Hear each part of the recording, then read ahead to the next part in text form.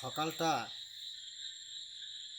মনে হয় সারাদিন ভালো যাবে, বিকেল হলে বাইরে খুব একটা কষ্ট। যেমন সারাদিন পরিশ্রম করার পর সন্ধ্যায় যখন টাকা পাই তখন মনে থাকে খুব আনন্দ ফুর্তি। ব্যাগ ভরে যখন খরচ করে নিয়ে আসি তখন স্ত্রী সন্তান খুব হয় খুশি।